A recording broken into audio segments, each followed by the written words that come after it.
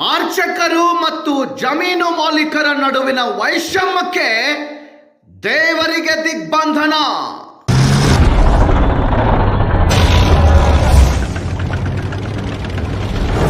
ಗೋಕಾಕ್ ತಾಲೂಕಿನ ಕಪರಟ್ಟಿ ಗ್ರಾಮದಲ್ಲಿ ವಿಚಿತ್ರ ಘಟನೆಯೊಂದು ಬೆಳಕಿಗೆ.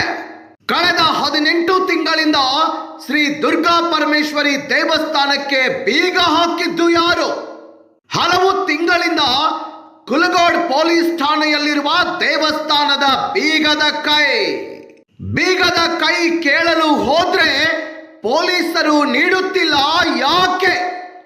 ದೇವಸ್ಥಾನದ ಅಕ್ಕಪಕ್ಕದ ಜಮೀನು ಮಾಲೀಕರಿಂದ ಅರ್ಚಕನಿಗೆ ಬೆದರಿಕೆ ಆರೋಪ.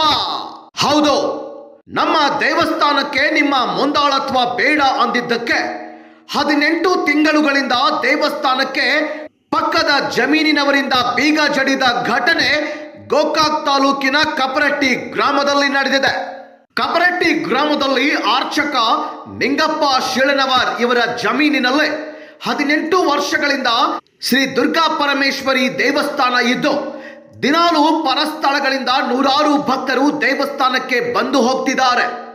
ಮಗಳು ತೀರಿ ಹೋಗಿದ್ದ ಕಾರಣ ಅರ್ಚಕರು ತನ್ನ ಮಗಳ ಮನೆಯಲ್ಲಿ ಇದ್ದಾಗ ದೇವಸ್ಥಾನದಲ್ಲಿದ್ದ 4 ಜನ ಯಾರಿಗೂ ತಿಳಿಯದ ಹಾಗೆ ದೇವಸ್ಥಾನದ ಪಕ್ಕ ಇರುವ ಕೆನಾಲ್ದಲ್ಲೇ ನಿಧಿ ಇರಬಹುದೆಂದು ಊಹಿಸಿ ಅಗೆಯೋದನ್ನ ಪಕ್ಕದ ಜನ ನೋಡಿ ಪೊಲೀಸರಿಗೆ ಕರೆ ಮಾಡಿ ಅವರ ಮೇಲೆ ಕುಲಗೋಡ್ ಪೊಲೀಸ್ ಠಾಣೆಯಲ್ಲೇ ಪ್ರಕರಣ ದಾಖಲು ಮಾಡಿ FIR ಕೂಡ ಆಗಿದೆ. ಹೇಗಿದ್ದರೂ ಮೊದಲೇ ಅರ್ಚಕರ ಜೊತೆ ವೈಷಮ್ಯ ಇಟ್ಟುಕೊಂಡಿದ್ದ ಪಕ್ಕದ ಜಮೀನಿನವರು ಇದನ್ನೇ ನೆಪ ಒಡ್ಡಿ ದೇವಸ್ಥಾನಕ್ಕೆ 16 ತಿಂಗಳುಗಳಿಂದ ದೇವಸ್ಥಾನಕ್ಕೆ ಬೀಗ ಜಡಿದು ಅಟ್ಟಹಾಸ ಮೆರೆದಿದ್ದಾರೆ. ಅಷ್ಟೇ ಅಲ್ಲದೆ ದೇವಸ್ಥಾನ ತೆಗೆಯಬಹುದು, ಆದರೆ ಅರ್ಚಕ ಮಾತ್ರ ದೇವಸ್ಥಾನಕ್ಕೆ ಬರೋ ಹಾಗಿಲ್ಲ ಅಂತ ದರ್ಪ ತೋರ್ತಿದ್ದಾರೆ. ಇದರಿಂದ ಅರ್ಚಕ ನಿಂಗಪ್ಪ ಶಿಳನವರ್ ತಮ್ಮ ಜೀವಕ್ಕೆ ಹೆದರಿ ದೇವಸ್ಥಾನಕ್ಕೆ ಹೋಗ್ತಾನೆ ಇಲ್ಲ.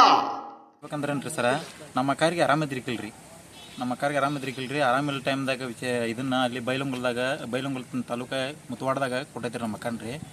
ಕೊಟ್ಟ ಟೈಮ್ದಾಗ ಏನಾಯ್ತು, ಅವ್ರಿಗೆ ಆರಾಮಿಲ್ಲ ಟೈಮ್ದಾಗ ಕ್ಯಾನ್ಸರ್ ಆಗಿತ್ತು. ಕ್ಯಾನ್ಸರ್ ಆದಕ್ಕೂ ಅವ್ರನ್ನ ಹಾಸ್ಪಿಟಲ್ದಾಗ ಇಟ್ಕೊಂಡು ಒಂದು ತಿಂಗಳು ಇಟ್ಕೊಂಡ್ರು. ಅವರು ಡೆತ್ ಆದ್ರಿ.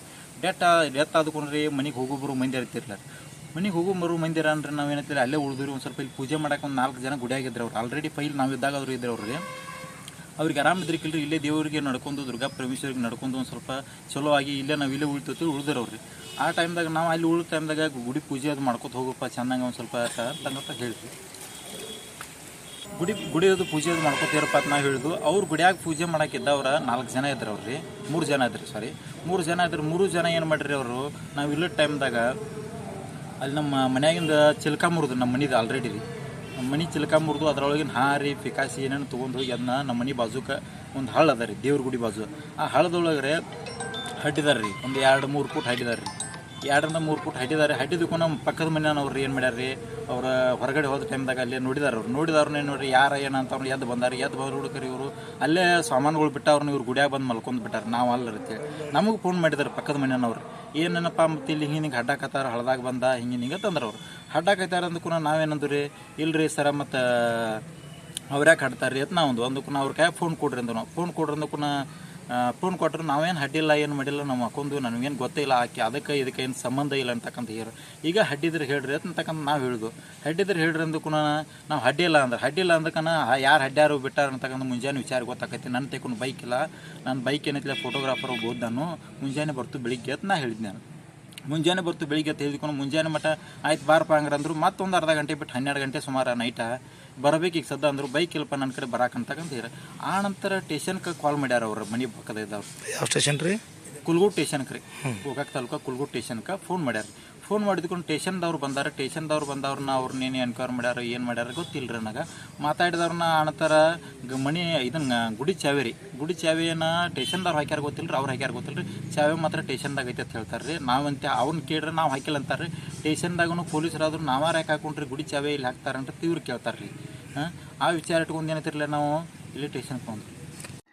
ಇತ್ತ ದೇವಸ್ಥಾನದ ಬೀಗ ಕುಲಗೋಡ್ ಪೊಲೀಸ್ ಸ್ಟೇಷನ್ ನಲ್ಲಿ ಇರೋದ್ರಿಂದ ಅರ್ಚಕರು ಮತ್ತು ಕೆಲ ಹಿರಿಯರು ಬೀಗದ ಕೈ ಕೇಳಲು ಹೋದ್ರೆ ಅವರಿಂದ ಯಾವುದೇ ತರಹ ಸ್ಪಂದನೆ ಸಿಗುತ್ತಿಲ್ಲ ಅಂತ ಅರ್ಚಕರ ಮಗ ತಮ್ಮ ಅಳಲು ತೋಡಿಕೊಂಡಿದ್ದಾರೆ.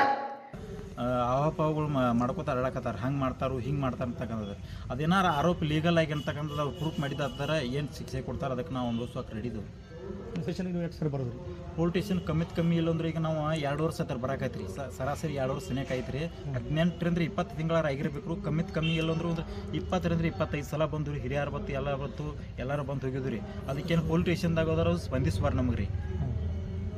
ಅಲ್ಲಿ ಹೋಗು ಇಲ್ಲಿ ಹೋಗು, ಆ ಹಿರಿಯರನ್ನ ಹಿರಿಯರನ್ನ ಕರ್ಕೊಂಬರಕ್ಕೆ ಹೋದಕ್ಕನ್ನ ಅವ್ರಂತಾರು ನೀವು ಒಟ್ಟು ಏನಂತಿರಲ್ಲ ಗುಡಿ ಕೀಲಿ ತೆಗೆದು ಕರಿ, ಆದ್ರೆ ನೀವು ಅಲ್ಲಿ ಹಾಯಂಗಲ್ಲ ಇಲ್ಲಿ ಹಾಯಂಗಲ್ಲ ಅಂತಾರೆ. ಮತ್ತು ಇನ್ನು ಕಾಲಿನ ತಲೆ ಮ್ಯಾಗ ಇಟ್ಕೊಂಡು ಹೋಗಿ ನೋಡ್ರಿ ನಾವು. ನಿಮ್ಮ ಹೆಸರು ಏನು ಬೇಕ್ರಿ ಅರ್ಚಕರಿಗೆ?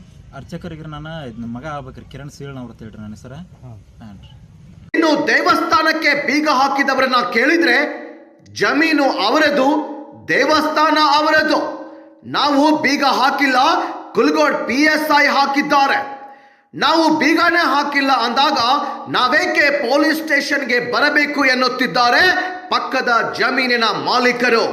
ಹೀಗಿರುವಾಗ ಕುಲಗೋಡ್ ಪೊಲೀಸರು ಯಾಕೆ ದೇವಸ್ಥಾನದ ಬೀಗ ಕೊಡುತ್ತಿಲ್ಲ ಎಂಬುದು ಸಂಶಯಕ್ಕೆ ಎಡೆ ಮಾಡಿಕೊಟ್ಟಿದೆ.